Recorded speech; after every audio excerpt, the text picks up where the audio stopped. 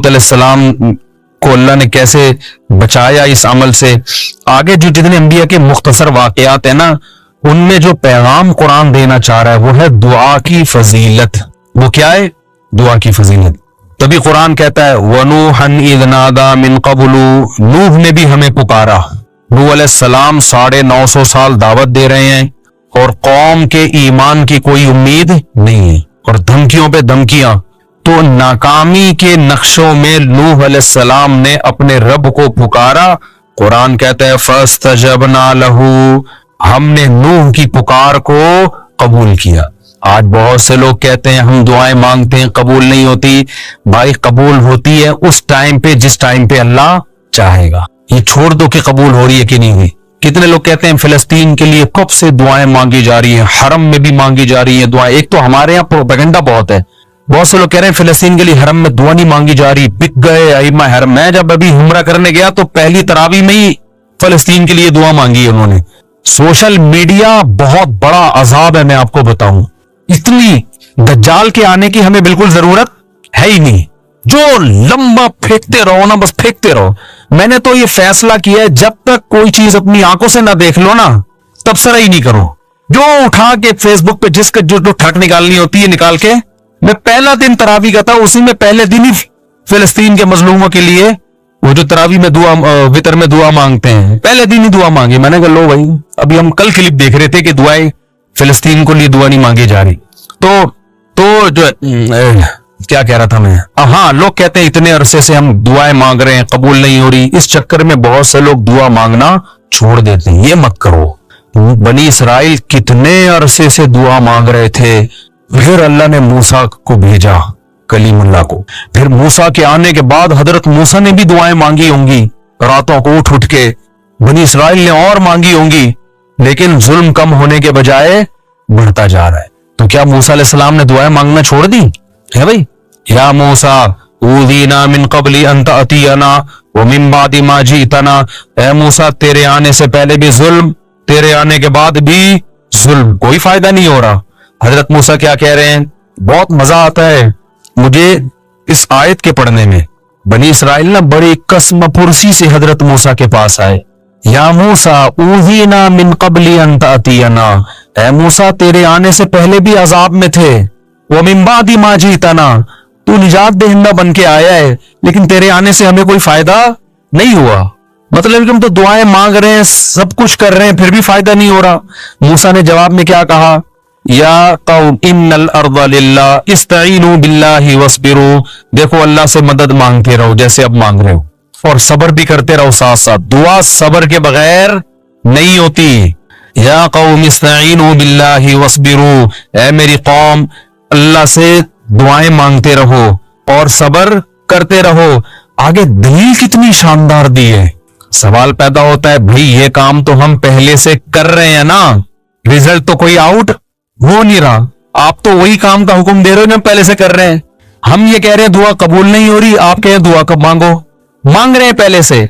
इस इश्काल का मूसा ने जो जवाब दिया अलैहिस्सलाम ने, इन्नल अर्दा लिल्लाह यूरिसुहा मन यशाउ मिन इबादी, ऐ मेरी कौम जमीन फिरौन की नहीं है, ये गरीबी में फिरौन को मिली हुई है। जमीन का बादशाह कौन है? अल्लाह है। तो जब अल्लाह है वो जब चाहेगा सेकंडों में छीन लेगा इससे। वो नहीं छीन रहा, इसमें कोई हिकमत है। तो जो अल्लाह का काम है वो अल्लाह को करने दो, जो तुम्हारा काम है वो तुम करो। हमारा काम है भिखारियों की तरह, उसका काम है जमीन छीनना। हम अपना काम करेंगे और वो उसको उसका काम करने दो, क्योंकि मालिक वो है, जब चाहेगा सेकंडों में छीन लेगा। इन्नल अर्दा लिल्लाह यूरिसुहा मन यशाउ मिन इबादिही, वो अल्लाह जिसको चाहता है जमीन का मालिक बना देता है। आज फिरौन को बनाया हुआ है, इसका मतलब ये नहीं कि हकीकी मालिक फिरौन है। हकीकी मालिक फिरौन होता फिर हम मायूस होते ना। हकीकी मालिक कौन है जमीन का?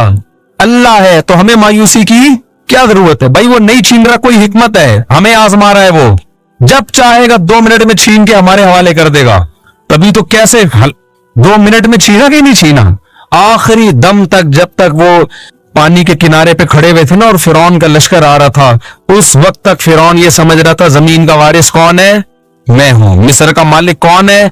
मैं हूं। پھر جب پانی میں راستے بنے، بنی اسرائیل پار ہو کے گزر گئے، اس وقت بھی فرعون بھی یہ سمجھ رہا تھا کہ مصر کا مالک کون ہے؟ بولو میں ہوں. جیسے آج اسرائیل سمجھ رہا ہے کہ بیت فلسطین کا مالک کون ہے؟ اسرائیل ہے. تو فرعون تو اس سے بڑے پاورفل تھا، وہ بھی آخری اینڈ تک یہی سمجھتا رہا کہ زمین کا مالک کون ہے؟ میں ہوں. راستے بن گئے، اس وقت بھی فرعون سمجھ رہا تھا مصر کا مالک کون ہے؟ میں ہوں. بنی اسرائیل بھی یہ سمجھ رہے تھے، حضرت موسیٰ بھی یہ سمجھ رہے تھے کہ فی الحال زمین کا مالک کون ہے؟ فرعون. چند سیکنڈوں کے اندر کام ہوا ہے. جب فرعون نے پانی میں اپنے گھوڑوں کو دوڑانا شروع کیا انہی راستوں میں جو بنی اسرائیل کے لیے بنے تھے، اور جب آخری آدمی جب تک داخل نہیں ہوا نا اس پانی میں، اس وقت تک بھی بنی اسرائیل یہ سمجھ رہے تھے کہ مصر کا مالک کون ہے؟ فرعون. ان کو کیا خبر تھی کہ یہ ڈوبے گا یہاں پہ؟ اللہ نے موسیٰ کو صرف یہ بتایا تھا کہ سمندر پہ لاٹھی مارو راستے بنا دوں گا. اب تک یہ وحی نہیں آئی تھی کہ اس کو تباہ بھی کروں گا، جو ظاہر اس آیت سے جو پتا چل رہا ہے. تو اس وقت تک سب یہ سمجھ رہے تھے. این وقت پہ جب آخری شخص پانی کے اندر داخل ہوا ہے نا، اور اس امید پر کہ اب ہم وہاں سے نکل جائیں گے، اس وقت اللہ نے سمندر کے دو پارٹوں کو ملا کے بتا دیا ان الارض للہ، زمین کا مالک کون ہے؟ اللہ ہے. یورثها من یشاء من عبادہ، جس کو چاہتا ہے اپنے بندوں میں مالک بنا دیتا ہے. تو آج اسرائیل کا جو فلسطین پہ ظلم ہو رہا ہے، ان فلسطینیوں کے لیے دعا بھی کرو، مدد بھی کرو، جو کر سکتے ہو کرو، لیکن مایوس ہونے کی ضرورت نہیں ہے. دعائیں مت چھوڑو. تو کب سے دعائیں مانگ رہے ہیں، قبول نہیں ہو رہی. بھائی ہمارے لیے آزمائش ہے، اسلامی ملکوں کے لیے آزمائش ہے. ان کو تھوڑی چھوڑے گا اللہ. جو ہمارے حکمران جو کچھ کر رہے ہیں، ان کو بھی تو آزمائش میں ڈالا ہے نا اللہ نے کہ کیا کر رہے ہیں. لیکن اس کا یہ مطلب نہیں ہے کہ بھائی فلسطین کی سرزمین کا یہودی مالک ہو گیا. اصل مالک کون ہے؟ اللہ ہے. اس نے وقتی طور پر کچھ ظالموں کے حوالے کی ہوئی ہے. تو ہم اپنا کام نہیں چھوڑیں گے، اور جب اللہ نے اپنا کام کرنا ہوگا اس کو صدیاں اور سال نہیں چاہیے، وہ سیکنڈوں کے اندر نقشے کو تبدیل کر دے گا. آج بہت بڑا مسئلہ پتہ ہے کیا ہے دینداروں میں؟ وہ دعا سے بہت غافل ہیں، اور بلکہ دعاؤں کا مذاق اڑانا شروع کر دیا ہے. ابے یہ مولوی دعاؤں میں لگے رہتے ہیں، ابے یہ دعاؤں سے کیا ہوتا ہے؟ مولویوں نے لوگوں کو دعاؤں میں لگا دیا، نمازوں میں لگا دیا، اور جو ایسی باتیں کر رہے ہوتے ہیں وہ دعائیں بھی نہیں کر رہے ہوتے. کیا تو کوئی بڑا تیر مار رہے ہو نا، کوئی تبدیلی کے لیے ایک نیا پیکیج لے کر آئے ہوئے ہوں، وہ بھی نہیں کر رہے ہوتے، کچھ بھی نہیں کر رہے ہوتے. ایک دعائی تو رہ گئی ہے. دعاؤں سے کبھی غافل. میں نہیں کہتا کہ صرف دعا سے سب کچھ ہوتا ہے، اسباب بھی اختیار کرنے پڑیں گے، لیکن آج کسی حد تک اسباب ٹوٹے پھوٹے لنگڑے لولے اختیار ہوتے ہیں. دعاؤں سے کیا ہو رہے ہیں؟ لوگ غافل ہیں. تو دعا مانگنے کی عادت ڈالو. اور نبی صلی اللہ علیہ وسلم نے فرمایا کہ انسان کی دعا اس وقت قبول ہوتی ہے، صحیح حدیث ہے، کہ جب تک اس کے دل میں یہ خیال نہ آئے کہ میری دعا قبول نہیں ہو رہی. جب یہ خیال آتا نا یار مانگ رہا ہوں قبول نہیں ہو رہی، پھر قبول نہیں ہوتی. تو اس لیے یہ جو آیتیں میں جلدی سے بس 2-3 آیتیں پڑھ کے بیان کو ختم کرتا ہوں. ان کا خلاصہ یہی ہے کہ نوح علیہ السلام ناکامی کے اسباب میں اللہ کہتے ہیں جب قسم پرسی میں ہمیں پکارا فاستجبنا لہ، ہم نے نوح کی دعا کو قبول کیا. کب قبول کیا؟ 950 سال کے بعد. کتنے سالوں کے بعد، لیکن کیا نا اللہ نے. یعقوب علیہ السلام ساری زندگی دعا مانگتے رہے، قبول بڑھاپے میں کیا. اگر نہ مانگتے تو کچھ بھی نہیں ہوتا. تو اور اللہ اگر ایسے دعائیں قبول کرنا شروع کر دے، ادھر مانگی ٹھک کر کے، وہ تو پی کے فلم ہو جائے گی. وہ شارٹ کلپ کسی نے بھیجا تھا، میں فلمیں نہیں دیکھتا، یہ ذہن میں کچھ لوگوں نے لکھا ہوا ہے اس نے چھپ کے پوری فلم دیکھی ہے. نہیں دیکھی، اللہ کی قسم نہیں دیکھی. ہاں یہ ضرور ہے کہ اس کے کچھ شارٹ کلپ تھے، وہ بھی دوستوں کے ساتھ دیکھے ہیں، وہ بھی وہ والے کلپ جو بہت ہی خاندانی قسم کے کلپ. تو اگر ایسے قبول ہوتی نا، سموسا مانگ رہا ہے ٹھک کر کے سموسا رکھ کے چلا گیا، تبھی تو اس نے کہا کہ اگلا ورژن چاہیے. بیٹروا ختم ہو گیا، کیا کہہ رہا تھا وہ بیٹروا. اگر اس طرح سے دعائیں قبول ہوتی ہے، اللہ میری فلاں جگہ شادی کرا دے، ٹھک کر کے ہو گئی، تو پھر تو ایمان بالغیب رہتا. ایمان بالغیب تھوڑی رہتا. پھر تو بھائی جو مانگو ٹھک کر کے مل رہا ہے. پھر تو کافر بھی کہتے یار دعائیں مانگو بس. تو اللہ نے غیب میں رکھا ہے. تبھی دعائیں وہ لوگ مانگتے ہیں جن کا ایمان بالغیب ہوتا ہے. وہ بہت جاندار دعائیں مانگتے ہیں. جن کا ایمان بالغیب نہیں ہے، ان کا ہر عبادت میں دل لگتا ہے، دعا میں ان کا دل نہیں لگتا. ان کو لگتا ہے یار یہ ایسے ہی بس جا رہا ہے, وہ نماز پڑھ لے گا, قرآن پڑھ لے گا, دعا نہیں مانگے گا. تو اللہ تعالیٰ فرماتے ہیں فاستجبنا له, ہم نے ان کی دعا کو قبول کیا, ونصرناه من القوم الذين كذبوا بآياتنا, اور جو لوگ ہماری آیات کا انکار کرتے تھے ہم نے نوح کی ان پر مدد کی. نوح علیہ السلام کمزور تھے, ہم نے ان کی مدد کی. آگے اللہ نے سلیمان اور داؤد علیہ السلام کا تذکرہ کیا کہ ہم نے کیسے کیسے ان کو نوازا. پھر اللہ نے ایوب علیہ السلام کا ذکر کیا کہ ایوب علیہ السلام کئی سال بیماریوں میں رہے. آج بہت سے لوگ کہتے ہیں ہم اتنی بیماری ہیں اس کا مطلب خدا ہم سے ناراض ہے. نہ میرے بھائی, مالی پریشانیاں, جسمانی پریشانیاں یہ اللہ کے ناراض ہونے کی دلیل نہیں. اللہ آزماتا ہے کسی کو دے کے اور کسی سے لے کے. تو ایوب علیہ السلام کی زندگی بیماریوں میں اتنے پریشان ہو گئے, اللہ سے دعا مانگی, انی مسنی الضر, اے اللہ مجھے بہت پریشانی پہنچی ہے, وانت ارحم الراحمین, تو سب سے زیادہ رحم کرنے والا ہے. اتنے پریشان ہوئے تھے نا ایوب علیہ السلام کہ انسان بیماری میں تھوڑا چڑچڑا بھی ہو جاتا ہے. ایوب علیہ السلام کی بیوی نے بہت خدمت کی حضرت ایوب کی. ایسا نہیں ہوا کہ ایوب علیہ السلام جب کئی سال بیمار رہے تو ان کی بیگم کوٹ سے خلا لے کے چلی گئی, ایسا نہیں ہوا ہے. اور لیتی بھی نا تو اس زمانے میں ملتا نہیں, ٹھیک ہے نا. یہ تنسیخ نکاح آج بہت آسان کر دیا ہے. تو وفا کی ان کی بیوی نے بہت خدمت کی. آج نہ شوہر بیوی کے ساتھ وفا کرتا ہے جب تک اٹریکٹیو ہے بیگم سے محبت, جہاں کوئی بیچاری کو کچھ مسئلہ ہو گیا جان چھڑانے کی کوشش. اور عورت بھی یہی کرتی ہے جب تک کماؤ پوت کھلا رہا ہے میرا میاں ہے, جہاں بیچارے پر غربت آ گئی, کوئی بیماری آ گئی, ٹھک کر کے خلا. ابھی ایک صحافی کا, ایک وکیل کا کلپ آیا ہے, اس نے کہا اس وقت جو طلاقیں ہو رہی ہیں نا, طلاقیں, ان میں 70% طلاقوں میں پہل عورتیں کر رہی ہیں. یہ جو بعض اسکالر کہتے ہیں نا مرد جلد بازی میں طلاقیں دیتے ہیں, کم ہے ریشو. عورتوں کا جلد بازی میں خلا لینے کا ریشو زیادہ ہے. سرکار نے یہ بھی الزام لگایا تھا نا کہ مرد دھڑ جب چاہیں طلاقیں دیتے ہیں, حالانکہ ایسا ہوتا نہیں ہے. ایسا ہو رہا ہوتا سارے رنڈوے بیٹھے ہوئے ہوتے یہاں پہ. طلاقیں بہت ہو رہی ہیں لیکن برداشت کرنے والے مردوں کا ریشو طلاقیں دینے والے مردوں سے بہت زیادہ ہے, بہت زیادہ ریشو ہے. اتنی مرد میں اللہ نے برداشت زیادہ رکھی ہے.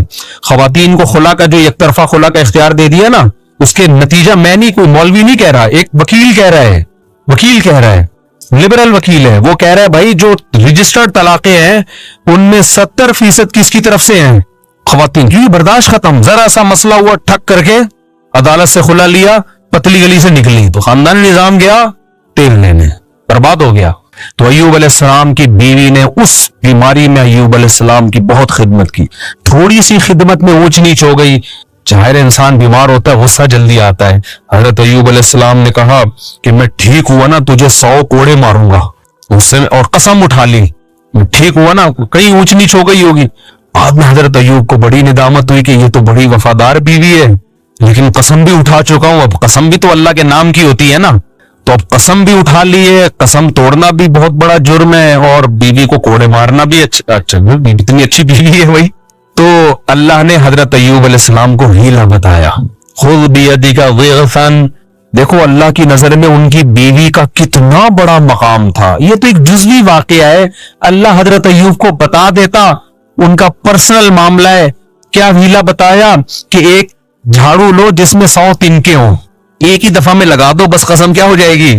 اور بیوی کو بتا دیں گے بھائی بیگم میں مارنا نہیں چاہتا لیکن ایک قسم ہے اس کے کفارے سے بچنے کے لیے. تو جب پہلے سے بتا کے یہ سب کچھ کیا جائے تو بیگم کو انسلٹ محسوس نہیں ہوتی. تو اللہ نے کہا کہ ایک 100 سیخیں لو اور جگا کے ایک ہی دفعہ یوں کر کے لگا تو 100 لگ جائیں گے نا, بس ختم, بس کافی ہے اتنا. تو یہ تو پرسنل معاملہ تھا نا حضرت ایوب کا, اللہ نے اس کو قرآن کا حصہ بنا دیا. اس سے پتہ چلتا ہے کہ اللہ کو وفادار بیوی اتنی پسند ہے کہ اللہ اپنے پیغمبر کو ہیلا بھی بتا رہے ہیں اور اس کو قرآن کا حصہ بھی بنا رہے ہیں, یہ بتانے کے لیے کہ یہ پروٹوکول ایوب علیہ السلام کی بیوی کو میں نے دیا ہے. اور یہ طریقہ بھی بعض دفعہ مفتی ہیلے بتا رہے ہوتے ہیں. اللہ نے میاں بیوی کو ایک دوسرے کا لباس قرار دیا. یہ ایک بڑی زبردست ایک پہچان ہے زوجین کی, میاں بیوی کی. لباس اس لیے کہ لباس کا کام ہوتا ہے آپ کے ان اعضاء کو چھپانا جو آپ کے لیے ضروری تو ہے لیکن آپ دنیا کے سامنے اس کو دکھانا نہیں چاہتے, وہ آپ کی بے عزتی کا ذریعہ بنتے ہیں. تو اللہ تعالیٰ نے مرد میں بھی سیکشول ڈیزائرز رکھی ہیں، عورت میں بھی سیکشول ڈیزائرز رکھی ہیں، اور یہ ڈیزائرز انسان کی فطرت ہے، لیکن فطرت کے باوجود کوئی بھی ان چیزوں کو نمایاں نہیں کرنا چاہتا. یعنی جیسے آپ نے جانور دیکھے ہوں گے، وہ کھلے عام اپنی اس خواہش کو پورا کر رہے ہوتے ہیں. تو مرد اور عورت میں اللہ نے یہ خواہش تو رکھی ہے، مگر وہ کوئی بھی یہ نہیں چاہتا شریف آدمی کہ میں اپنی اس خواہش کو اس طرح سے پورا کروں کہ لوگوں کو پتہ چل رہا ہو. اس میں انسان کی بے عزتی ہے، رسوا ہو جاتا ہے. تو اندرون خانہ ہی میاں بیوی ایک دوسرے کی اس خواہش کو پورا کرنے کا ذریعہ بنتے ہیں، اور وہ ایک دوسرے کے اس ایک ایسی خواہش کو جو ایک عیب سمجھی جاتی ہے دنیا کی نگاہوں میں، اس عیب کو اندرون خانہ پورا کر کے اس کے چھپا دیتے ہیں ان عیبوں کو. اگر وہ میاں بیوی ایک دوسرے کے لیے لباس نہ بنے اور ایک دوسرے کی اس عیب پہ پردہ نہ ڈالیں، یعنی ایک دوسرے کی خواہش کی تکمیل کا ذریعہ نہ بنے، تو اس بات کا امکان ہوتا ہے کہ یہ دونوں مرد بھی اور عورت بھی کسی اور طریقے سے اپنی خواہش پوری کر کے دنیا کے سامنے ذلیل اور رسوا ہو جائے. ظاہر طوائف خانوں کا رخ کریں گے یا اور کسی طرح سے جو ہے نا زنا کی کوشش کریں گے، تو اس میں آخرت کی رسوائی بھی ہے اور بعض دفعہ دنیا کی رسوائی کا ذریعہ بھی بنتی ہے یہ چیز. رمضان کی راتوں میں الرفث الی نسائکم، اپنی عورتوں کی طرف بے پردہ ہو کے جانا یا بے لباس ہونا. ہن لباس لکم، وہ عورتیں یعنی تمہاری بیویاں تمہارا لباس ہیں، وانتم لباس لہن، اور تم ان کا لباس ہو. جب اسلام میں روزے فرض ہوئے تو حکم یہ تھا کہ افطاری کرنے کے بعد، جب آپ غروب آفتاب کے بعد افطاری کرتے ہیں نا، تو افطاری کرنے کے بعد جب تک آپ دوبارہ سو نہیں جاتے اس وقت تک آپ کو کھانے پینے کی اجازت ہے. اس وقت تک آپ کو کھانے پینے کی اجازت ہے. ایک بات، جیسے ہی آپ کی آنکھ لگ گئی دوبارہ اٹھے تو بس اب کھانا پینا آپ پر دوبارہ کیا ہو گیا؟ حرام ہو گیا، یعنی روزہ آپ کا شروع ہو گیا. ایک حکم تو یہ تھا.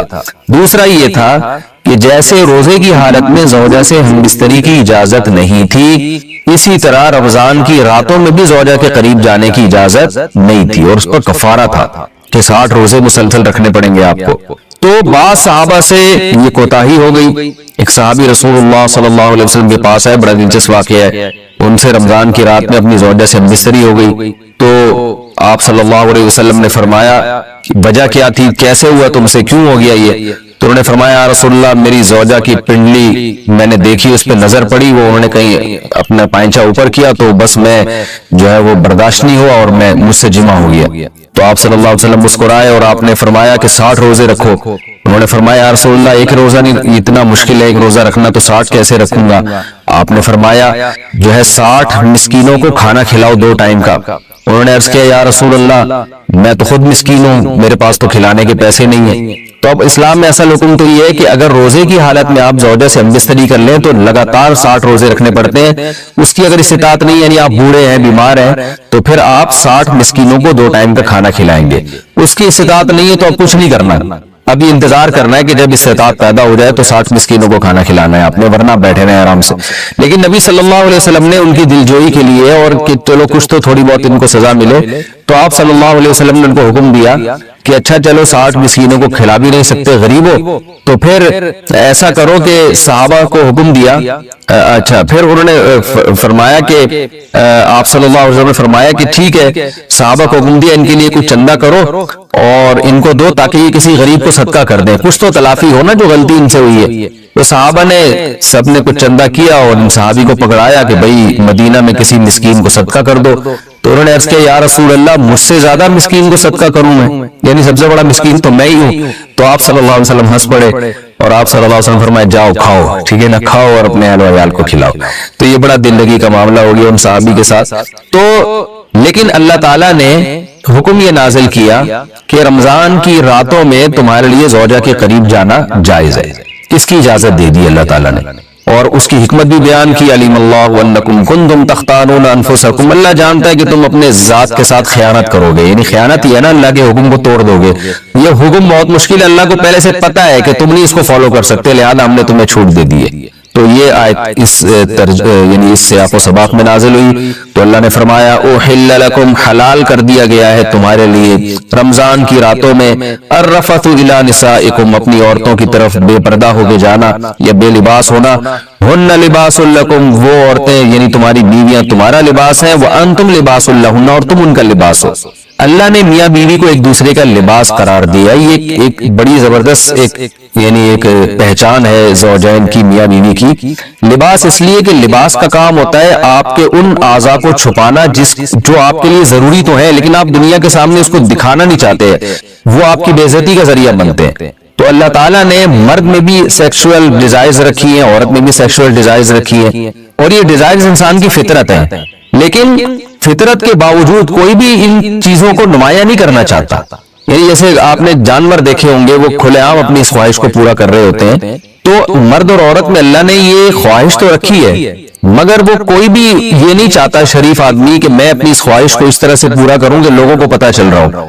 اس میں انسان کی بے عزتی ہے، رسوا ہو جاتا ہے۔ تو اندرون خانہ ہی میاں بیوی ایک دوسرے کی اس خواہش کو پورا کرنے کا ذریعہ بنتے ہیں، اور وہ ایک دوسرے کے اس ایک ایسی خواہش کو جو ایک عیب سمجھی جاتی ہے دنیا کی نگاہوں میں، اس عیب کو اندرون خانہ پورا کر کے اس کے چھپا دیتے ہیں ان عیبوں کو۔ اگر وہ میاں بیوی ایک دوسرے کے لیے لباس نہ بنے اور ایک دوسرے کی اس عیب پہ پردہ نہ ڈالیں، یعنی ایک دوسرے کی خواہش کی تکمیل کا ذریعہ نہ بنے، تو اس بات کا امکان ہوتا ہے کہ یہ دونوں مرد بھی اور عورت بھی کسی اور طریقے سے اپنی خواہش پوری کر کے دنیا کے سامنے ذلیل اور رسوا ہو جائے۔ ظاہر طوائف خانوں کا رخ کریں گے یا اور کسی طرح سے جو ہے نا زنا کی کوشش کریں گے، تو اس میں آخرت کی رسوائی بھی ہے اور بعض دفعہ دنیا کی رسوائی کا ذریعہ بھی بنتی ہے یہ چیز۔ تو میاں بیوی اندرون خانہ ہی بند کمرے میں ایک دوسرے کی اس خواہش کو پورا کر کے ایک دوسرے کی خواہش پہ پردہ ڈال دیتے ہیں، بالکل جیسے لباس آپ کے جو جسم کے پوشیدہ اعضاء ہیں ان کو چھپا دیتا ہے۔ تو دو کام کرتا ہے لباس، ایک تو یہ کہ آپ کے جسم کے جو پوشیدہ اعضاء ہیں ان کو چھپا بھی دے گا، اور دوسرا لباس زینت کا کام بھی کرتا ہے۔ جب آپ لباس پہن کے باہر نکلتے ہیں تو اور اچھے بھی لگتے ہیں۔ تو اللہ تعالیٰ نے ایسا ایک انتظام کیا، میاں بیوی کو ایک دوسرے کے لیے ایسا بنایا کہ ایک دوسرے کی خواہش کو اندرون خانہ ہی یہ پورا بھی کر دیتے ہیں اور زینت کا ذریعہ بھی بنتے ہیں۔ جب میاں بیوی باہر نکلتے ہیں تو لوگ تعارف کروا رہے ہوتے ہیں نا کہ شادی شدہ آدمی ہے، پارکوں میں لکھا ہوتا ہے فیملی کے بغیر الاؤ نہیں، ان کو پتا ہے جو فیملی کے بغیر ہوتا ہے وہ قابل عزت نہیں ہوتا، فیملی والا آدمی قابل عزت ہوتا ہے۔ تو وہ زینت کا ذریعہ بھی بنتے ہیں کہ بھائی شادی شدہ آدمی ہے، بال بچوں دار آدمی ہے، بال بچوں والا